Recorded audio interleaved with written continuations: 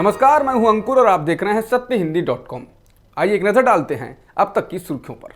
बिहार में कल यानी 3 नवंबर को दूसरे चरण के मतदान होंगे। 243 विधानसभा वाले बिहार में दूसरे चरण में 94 सीटों पर मतदान होगा, जिसमें बीजेपी 46 सीटों पर चुनाव लड़ रही है और जेडीयू 43 सीटों पर है। इसके अलावा 5 सीटों पर मुकेश सहनी की पार्टी वीआईपी मैदान में है। विपक्ष की तरफ से आरजेडी 56 सीटों पर चुनावी मैदान में है और कांग्रेस 24 सीटों पर है। वहीं सीपीआई-एमएल 6 सीटों पर और सीपीआई-सीपीएम 4 सीटों पर चुनाव लड़ रही हैं।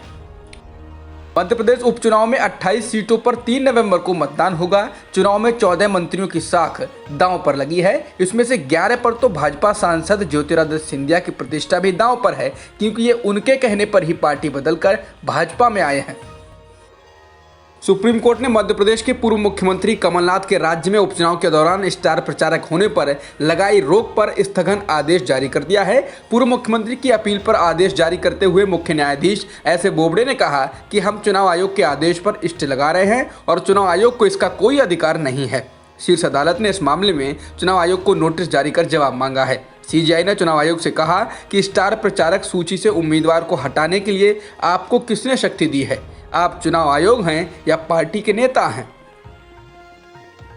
मध्य प्रदेश में धार जिले की बदनावर विधानसभा सीट पर 3 नवंबर को मतदान के पहले सोमवार को भाजपा और कांग्रेस के कार्यकर्ताओं के बीच झड़प हो गई। इसमें 6 लोग मामूली तौर पर घायल हो गए हैं। जिला पुलिस अधीक्षक आदित्य प्रताप सिंह ने बताया कि जिला मुख्यालय से लगभग 60 किलोमीटर दूर तिलगारा में सोमवार को दोपहर लगभग 1 बजे चुनाव प्रचार के दौरान दोनों दलों के कार्यकर्ताओं के वाहन आमने सामने आ गए। इसके बाद 2 गुटों में संघर्ष हो गया। उन्होंने बताया कि झड़प में 6 लोग घायल हो गए। पुलिस ने 7 लोगों के खिलाफ हत्या के प्रयास का मामला दर्ज किया है। आरोपियों में से 4 लोगों की शिनाख्त कर ली गई है। ये चारों कांग्रेस के पदाधिकारी हैं। उत्तर प्रदेश के मुख्यमंत्री योगी आदित्यनाथ कानून व्यवस्था को लेकर आलोचना झेल रहे हैं। ऐसे में मंगलवार को 7 विधानसभा सीटों पर उपचुनाव के लिए मतदान होने जा रहे हैं। राज्यसभा चुनाव को लेकर जहां मायावती की बहुजन समाज पार्टी और अखिलेश यादव की समाजवादी पार्टी में दुश्मनी बढ़ गई है, तो कांग्रेस भी प्रियंका गांधी के नेतृत्व में विपक्ष की जगह लेने के लिए बेताब दिख रही है।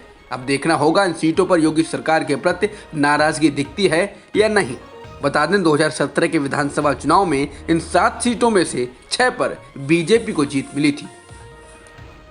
एमएलसी चुनाव में समाजवादी पार्टी को हराने के लिए बीजेपी को भी समर्थन देने की बात कहने वाली मायावती ने अब कहा है कि वो कभी भी बीजेपी के साथ गठबंधन नहीं करेंगी। यही नहीं, उन्होंने ये भी कहा कि बीजेपी के साथ जाने के बजाय वो राजनीति से संन्यास ले लेंगी। इसके साथ ही उन्होंने कांग्रेस और सपा पर उनके बयान को गलत तरीके से इस्तेमाल करने का आरोप लगाते हुए कहा कि वो ऐसा इसलिए कर रहे हैं जिससे मुस्लिम समुदाय बीएसपी से कट जाए। उत्तर प्रदेश के मथुरा के नंद बाबा मंदिर में नमाज पढ़ने के मामले में 4 लोगों के खिलाफ मुकदमा दर्ज किया गया है। इनमें से 2 लोगों को गिरफ्तार किए जाने की खबर आ रही है। इन्होंने 29 अक्टूबर को मंदिर परिसर में नमाज पढ़ी थी। इन लोगों पर समुदाय के बीच वैमनस्य फैलाने, धर्मस्थल का अपमान करने और किसी धर्म के खिलाफ आपराधिक गतिविधि से जुड़ी हुई धाराएं लगाई गई हैं।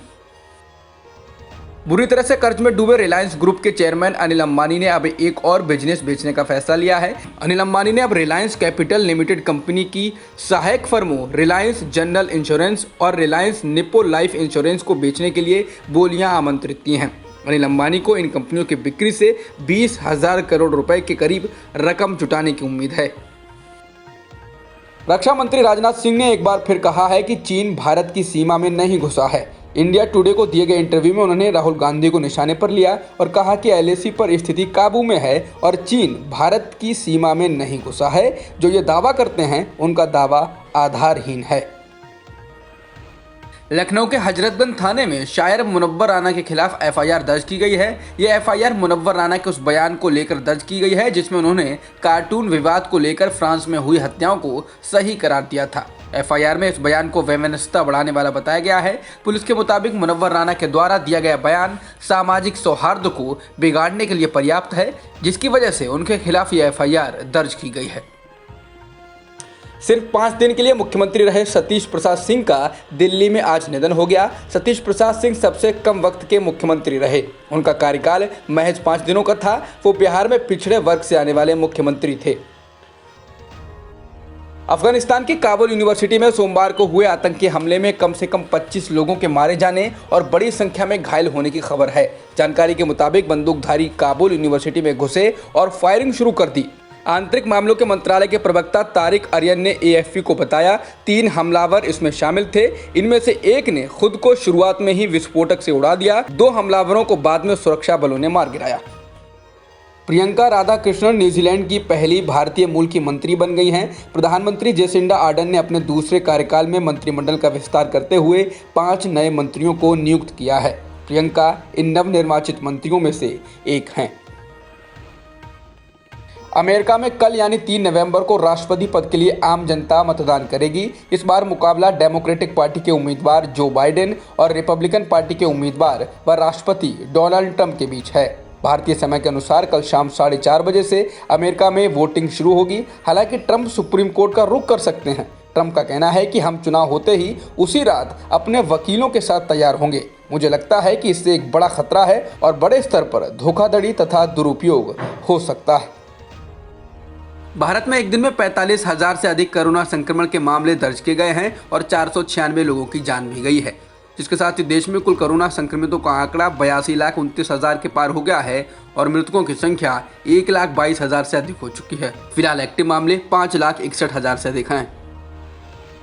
भारत में एक दिन में 8,55,000 से अधिक सैंपल्स की टेस्टिंग हुई है, जिसके साथ ही देश में कुल टेस्टिंग का आंकड़ा 11,07,00,000 के पार हो गया है।